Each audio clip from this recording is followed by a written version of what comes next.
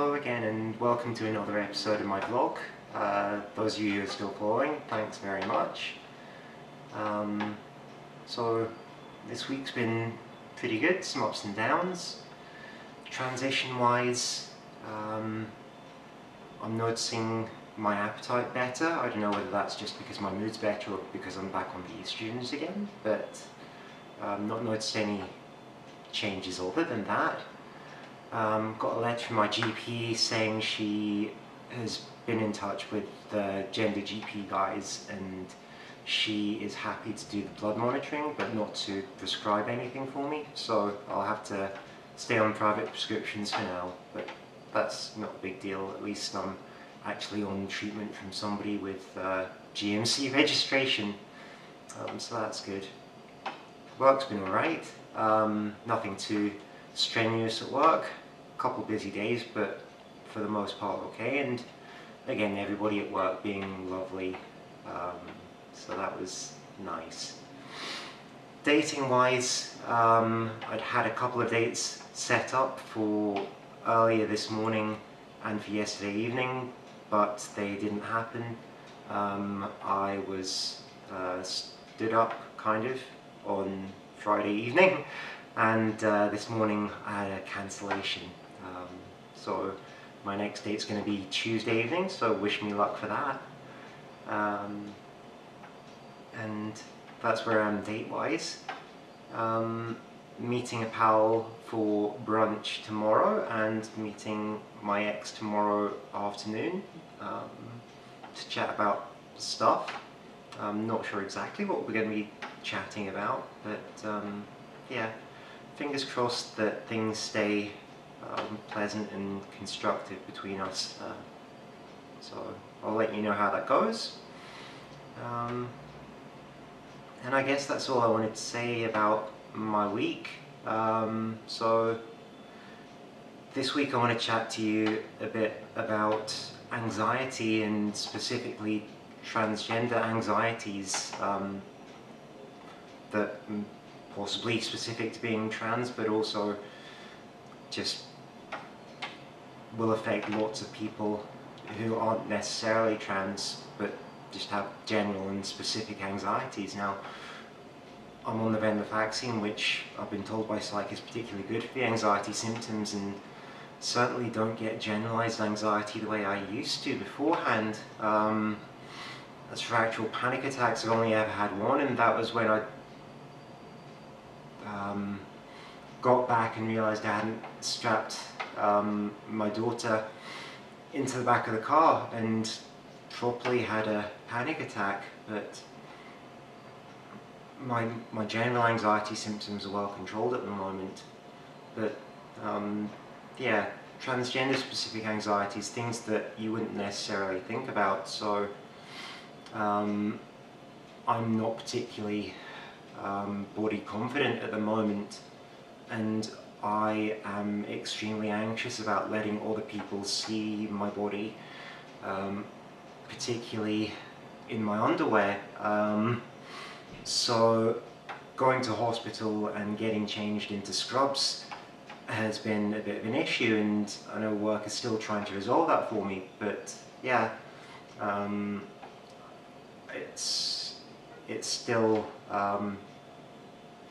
a work in progress, I think, is the best thing to describe that as, because yeah, I don't think I'd be comfortable using changing rooms around other people, and that same thing doesn't just apply at work, it applies at the gym as well.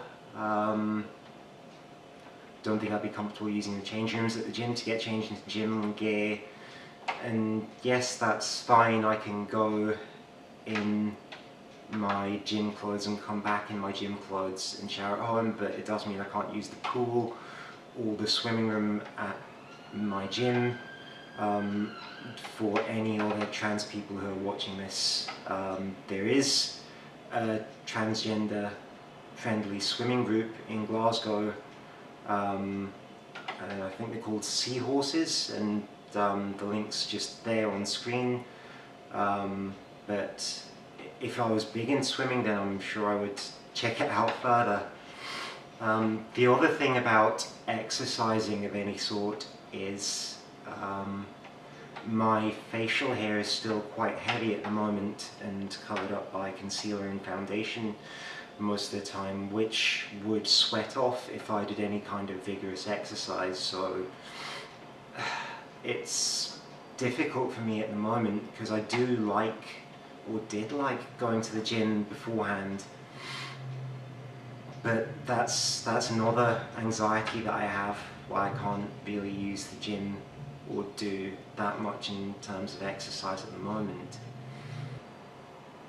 I suppose another thing leading on from that with regards to the facial hair is I'm very, very anxious and conscious about it. So when I'm at work, I'll constantly be checking and rechecking my appearance, especially if I've had a face mask on and been sweating on the inside of that, and I take it off and there'll be a load of foundation concealer on the inside. I'm like, oh my god, oh my god, oh my god, what people must be thinking at work. And it is difficult at times. I know people have been lovely, but it's more about my self-consciousness and anxiety than everybody else's reactions, if that makes any sense to people. All the things that make me nervous about my appearance, size of my hands, asking for the 7.5 gloves at work,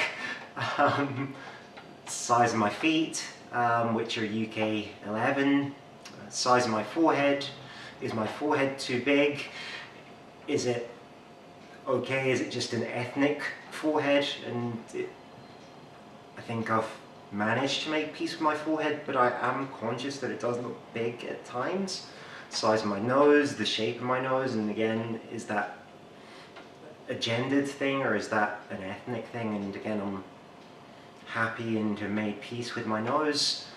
The size of my chin, the size of my jaw angles, and that is something I would like surgery to correct. It's something that I'm anxious about.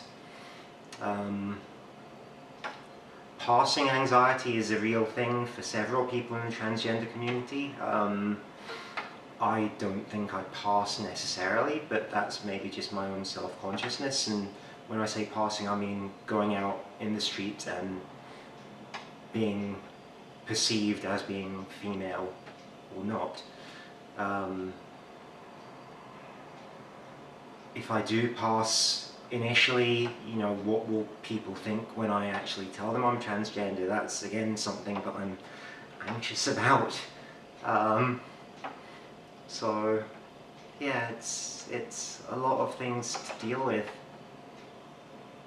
My tattoo as well is another thing. I've got a tribal sleeve tattoo, which was me trying to convince myself that I was somebody else, which is a part of who I am, and it's not something that I'd get rid of, but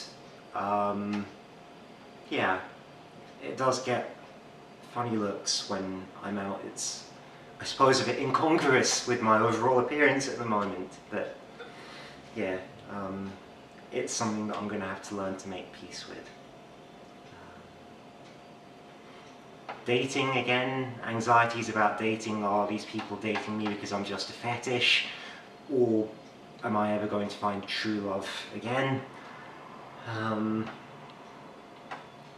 suppose all my anxieties, you could boil them down to, am I good enough? Am I a real person? And you know, hopefully I'll be able to find peace with myself and realise that I am enough. And again, a big shout out to Lauren. And I suppose the only other thing there is, how am I and other people going to react in a situation that might potentially lead to conflict, and how do I live my life best trying to avoid any conflict? We can debate the pros and cons of whether I should be doing that or not. I think that's all I've got to say to you guys this week. Keeping them as short as I can, but please tune back in next week, and if I'm feeling comfortable enough, I'll do my beauty episode where I show you myself without the makeup. Bye for now.